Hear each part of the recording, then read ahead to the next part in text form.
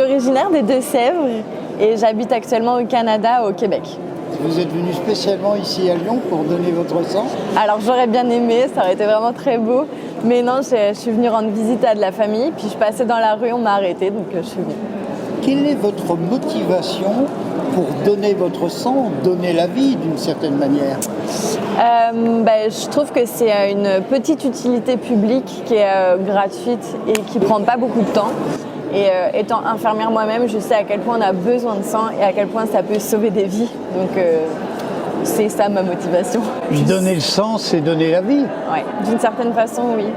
Et un donneur peut sauver, je crois, 3 personnes. Et vous reviendrez donner votre sang soit à Lyon, soit au Québec? Bien sûr. Alors le Canada, je peux pas parce que je suis née dans les années 90 et en fait ils ont très peur du virus de Creutzfeldt-Jakob.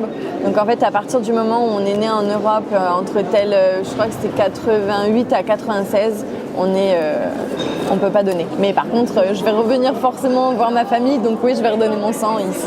Qu'est-ce qu'on peut vous dire? Bravo et merci. D'une certaine façon, mais bravo à tout le monde aussi. Je suis pas la seule à avoir donné mon sang aujourd'hui.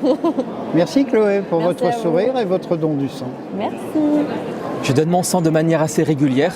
J'essaie de le donner entre 2, 3, 4 fois par an selon que j'y pense ou non. Je le fais habituellement à la maison du sang qui se situe à côté de la gare Perrache. Et donc je reçois les notifications, les mails, les textos de la part de l'établissement français du sang. Et j'ai connu comme ça cette opération qui se faisait au Palais de la Bourse. Voilà, moi je ne suis pas dans le milieu médical. Je sais, on m'a appris que donner son sang, ça sauve des vies. Alors je ne sais pas de quelle manière, je pense, voilà, mon sang peut être transfusé à des gens qui le reçoivent. Don de sang sauve 3 vies. Alors effectivement, c'est un argument j'espère qu'il peut en convaincre beaucoup de donner leur sang. Je sais aussi qu'il peut être utilisé à des fins de recherche. Donc voilà, je sais que le sang peut être aussi bien utilisé pour être transfusé à des gens qui en ont perdu suite à un accident ou autre. Je sais Ceux aussi qui ont la leucémie par exemple? Voilà, moi je ne connais pas le milieu médical, je ne connais pas les maladies, mais voilà, je sais que le sang peut sauver des vies.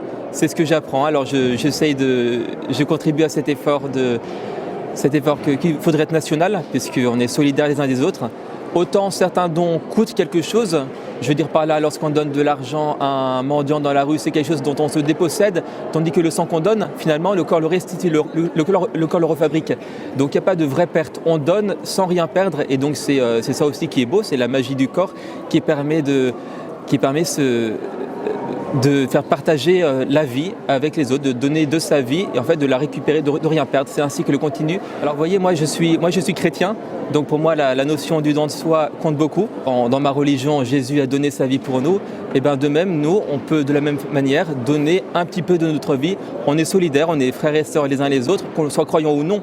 On est citoyens, enfin d'un même État. Et donc on doit être solidaires, avoir en soi cette démarche, Jésus a donné son sang, le sang du Christ. Exactement, c'est une belle métaphore, oui.